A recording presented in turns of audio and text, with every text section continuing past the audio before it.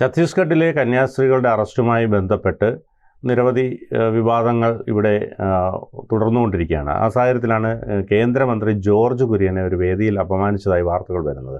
അദ്ദേഹത്തെ വേദിയിൽ സംസാരിക്കാനായി വിളിച്ചിട്ട് അവിടെ സദസ്സിലുണ്ടായിരുന്നവരെല്ലാം ഇറങ്ങിപ്പോകുന്ന ഒരു അപമാനം അദ്ദേഹത്തിന് നേരിടേണ്ടി വന്നു. അപ്പോൾ അദ്ദേഹം അത് കൃത്യമായി പറയുന്നുണ്ട്. ഇവിടെ തെറ്റ് ചെയ്തിട്ടില്ലെങ്കിൽ അവരെ ആരെയും ശിക്ഷിക്കപ്പെടില്ല. അതോടൊപ്പം തന്നെ ഛത്തീസ്ഗഡിലുള്ള കോൺഗ്രസ് എംപിമാരൊന്നും അവിടുത്തെ പ്രതിഷേധത്തിലൊന്നും കാണുന്നുമില്ല. ഇവിടുത്തെ കോൺഗ്രസ്സുകാരാണ് ഇവിടെ ബഹളമുണ്ടാക്കുന്നത്. പക്ഷേ അതും ഈ പറഞ്ഞതുപോലെ വേണ്ടത്ര ഒരു സുതാര്യമായ രീതിയിലുള്ളൊരു പ്രതിഷേധമായിട്ടൊന്നും ആർക്കും കാണാൻ കഴിയുന്നില്ല. അതോടൊപ്പം AICCയും ഇക്കാര്യത്തിൽ ഒരു വ്യക്തമായ നിലപാടുകൾ പറയുന്നില്ല. സ്വാഭാവികമായും അമിത്ഷായൊക്കെ ഈ വിഷയവുമായി ബന്ധപ്പെട്ട് ഇറങ്ങിയിട്ടുണ്ട്. അതുകൊണ്ട് തന്നെ ഈ വിഷയത്തിൽ കോൺഗ്രസിൻ്റേത് ഒരു അടിസ്ഥാനമില്ലാത്ത ഒരു പ്രതിഷേധമായി തീരാനുള്ള സാധ്യതയല്ലേ കാണുന്നത്? ഇപ്പോൾ ജോർജ് കുര്യൻ്റെ വിഷയം ആദ്യം സംസാരിക്കുകയാണെങ്കിൽ, ഈ മുതലപ്പൊഴി തുറമുഖ നവീകരണത്തിൻ്റെ ഉദ്ഘാടനവുമായി ബന്ധപ്പെട്ട പരിപാടിയിലാണ് ഇപ്പോൾ ജോർജ് കുര്യന് അപമാനമുണ്ടായി എന്ന് പറയുന്നത്. ഈ ജോർജ് കുര്യൻ മുഖ്യമന്ത്രി അങ്ങനെ തുടങ്ങി വിവിധ വകുപ്പ് മേധാവികളൊക്കെ പങ്കെടുത്തൊരു ചടങ്ങാണ്, ഒരു വലിയ സദസ്സാണപ്പോൾ. അവിടെ മുഖ്യമന്ത്രിയായിരുന്നു സംസാരിക്കേണ്ടിരുന്നത്. പക്ഷേ ഓൺലൈനായിട്ടാണ് മുഖ്യമന്ത്രി ഈ ചടങ്ങിൽ പങ്കെടുക്കുന്നത്. പക്ഷേ എന്ത് ടെക്നിക്കൽ എറർ കാരണം മുഖ്യമന്ത്രിക്ക് സംസാരിക്കാൻ പറ്റില്ല. അപ്പോൾ ഈ ഒരു ഘട്ടത്തിൽ ജോർജ് കുര്യനെ സംസാരിക്കാൻ വിളിക്കുക. അപ്പോൾ ജോർജ് കുര്യൻ വരുന്നു. പോഡിയത്തിൻ്റെ അവിടെ നിന്ന് സംസാരം തുടങ്ങിയ സമയത്ത് സദസ്സിലെ ഓരോ ആളുകൾ കൊഴിഞ്ഞു പോവുകയാണ്. അപ്പം പിന്നീട് കുറേ കസേരകൾ നോക്കിയിട്ട് ജോർജ് കുര്യൻ സംസാരിക്കേണ്ടി വരുന്നൊരവസ്ഥ. നമുക്ക് അറിയാം, ഈ ഏരിയ എന്ന് പറഞ്ഞു കഴിഞ്ഞാൽ കൂടുതൽ ക്രിസ്ത്യൻ മെജോറിറ്റി ഉള്ളൊരു ഏരിയയാണ്.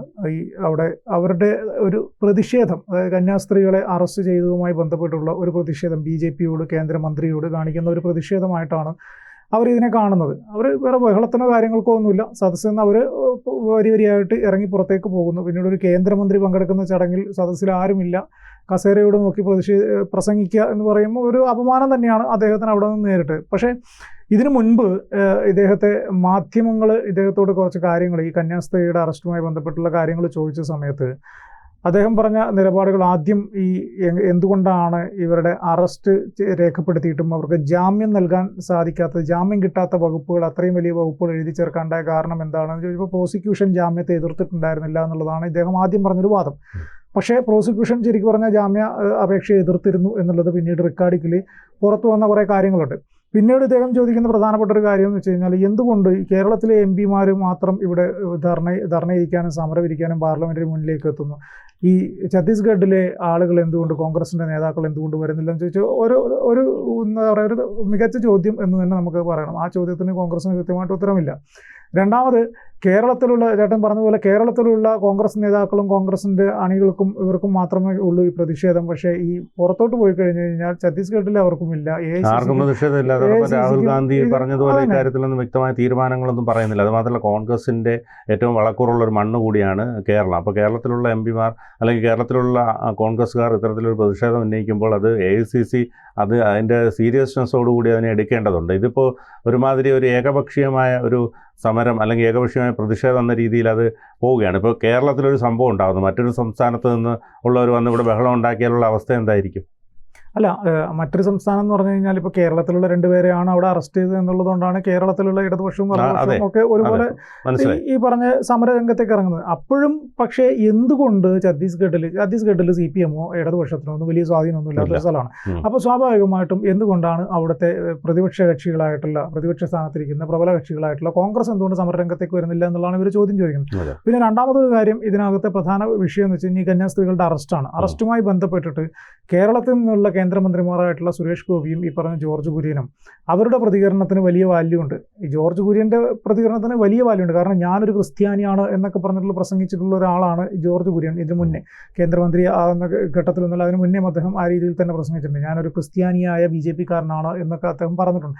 അപ്പോൾ ഒരു ക്രിസ്ത്യാനിയായിട്ടുള്ള ഒരു BJPയുടെ കേന്ദ്രമന്ത്രിക്ക് എന്തുകൊണ്ട് ഈ വിഷയത്തിൽ ഇടപെടാൻ പറ്റുന്നില്ല എന്ന് ചോദിക്കുന്നത് സഭാ നേതൃത്വമാണ്. പല ഘട്ടങ്ങളിൽ സഭാ നേതൃത്വം ആ വിഷയങ്ങൾ സംസാരിച്ചിട്ടുണ്ട്, ചർച്ച ചെയ്തിട്ടുണ്ട്. ഇപ്പോൾ കേരളത്തിലാണെങ്കിൽ BJP സംസ്ഥാന അധ്യക്ഷൻ സീറോ മലബാർ സഭയുടെ ആസ്ഥാനത്ത് പോകുന്നു. സീറോ മലബാർ സഭയുടെ ആസ്ഥാനത്ത് പോയിട്ട് അവിടെ ബിഷപ്പുമായിട്ട് കൂടിക്കാഴ്ച നടന്നു. അതിനുശേഷം അദ്ദേഹത്തിൻ്റെ പ്രസ്താവന പറയുന്നത് കന്യാസ്ത്രീകൾ നിരപരാധികളാണ് എന്നാണ് പറയുന്നത്. കന്യാസ്ത്രീകൾ നിരപരാധികളാണ്, അവർ കുറ്റം ചെയ്തിട്ടില്ല. അത് സംസ്ഥാന BJP നേതൃത്വത്തിന് ബോധ്യപ്പെട്ടു.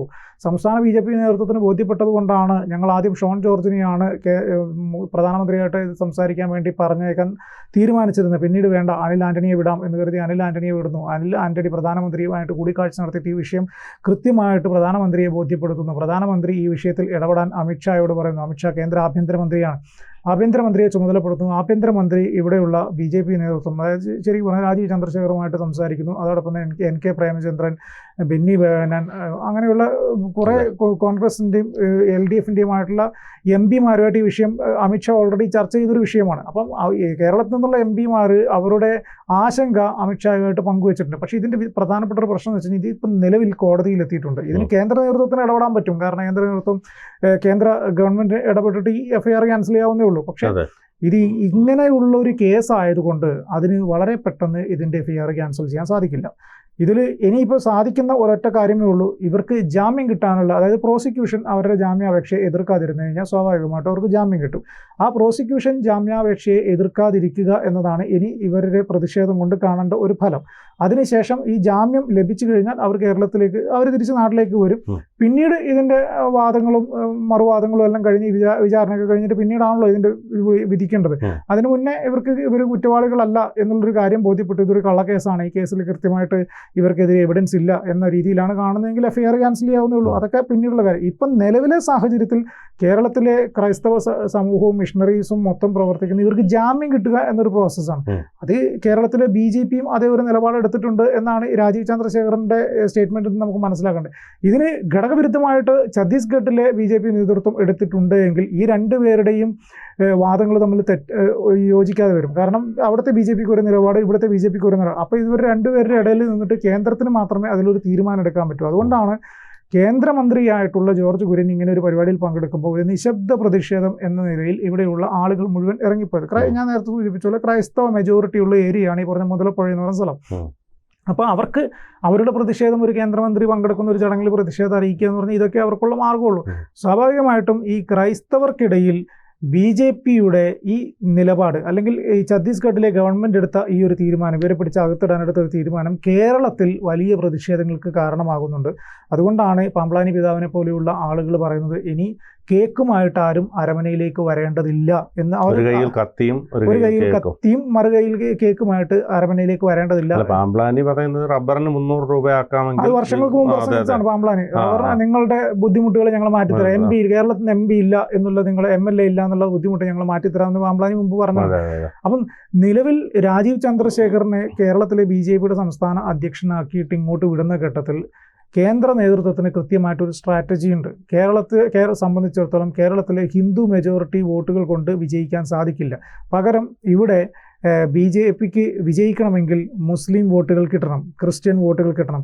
അപ്പോൾ ക്രിസ്ത്യൻ വോട്ടുകൾ കിട്ടണമെങ്കിൽ സ്വാഭാവികമായിട്ടും അവരുടെ അരമനകളിൽ കയറി അവിടെയുള്ള ആളുകളുമായിട്ട്, ബിഷപ്പുമായിട്ട് ഒക്കെ ഒരു ബന്ധം നമ്മൾ സൂക്ഷിക്കണം. ആ ബന്ധം സൂക്ഷിച്ചാൽ മാത്രമേ ക്രിസ്ത്യൻ വോട്ടുകൾ BJPയുടെ താമര ചിഹ്നത്തിലേക്ക് വരും. അപ്പോൾ അങ്ങനെ വരണമെങ്കിൽ അവരുമായിട്ടുള്ള ബന്ധം എപ്പോഴും നല്ല രീതിയിൽ പോകണം എന്നുള്ളത് രാജീവ് ചന്ദ്രശേഖറിന് അറിയാം. രാജീവ് ചന്ദ്രശേഖർ 2026 വരുന്ന നിയമസഭാ തെരഞ്ഞെടുപ്പിന് ഇപ്പോൾ 2025 ജൂലൈ മാസം മുതൽ അതിൻ്റെ പ്രവർത്തനം ആരംഭിച്ചിട്ടുണ്ട്. ഇനിയിപ്പം 1-2 മാസത്തിനുള്ളിൽ കാൻഡിഡേറ്റ്സ് ലിസ്റ്റൊക്കെ വരും. അപ്പം അവിടെ ജയിക്കാൻ അല്ലെങ്കിൽ വലിയൊരു ഫൈറ്റ് കൊടുക്കാൻ വേണ്ടിയിട്ടുള്ള നീക്കങ്ങളാണ് രാജീവ് ചന്ദ്രശേഖർ നടത്തുന്നത്. അപ്പോൾ ആ നീക്കങ്ങൾക്കെല്ലാം ഈ കന്യാസ്ത്രീകളുടെ അറസ്റ്റ് തിരിച്ചടിയാവും.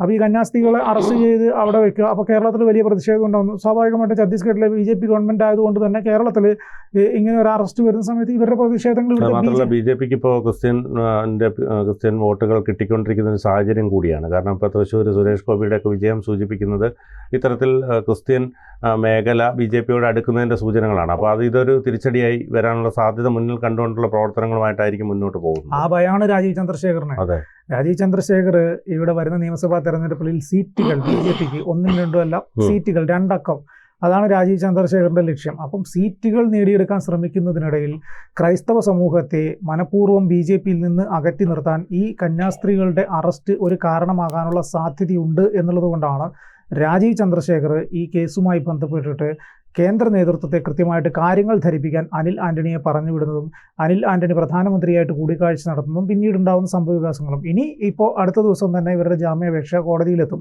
ഈ ജാമ്യാപേക്ഷ കോടതിയിലെത്തുന്ന സമയത്ത് പ്രോസിക്യൂഷൻ എതിർക്കാതിരിക്കുക എന്നതാണ് ഇനി ഈ പ്രതിഷേധങ്ങളുടെയൊക്കെ ഫലമായിട്ട് കാണേണ്ടി വരിക.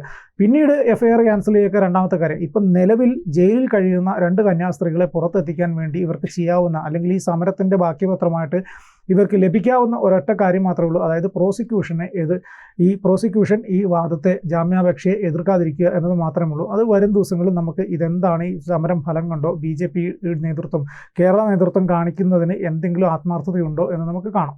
കൂടുതൽ വാർത്തകളും വിശേഷങ്ങളും നിങ്ങളിലേക്ക് എത്താൻ ABC മലയാളം സബ്സ്ക്രൈബ് ചെയ്യുക, ബെൽബട്ടനും അമർത്തുക.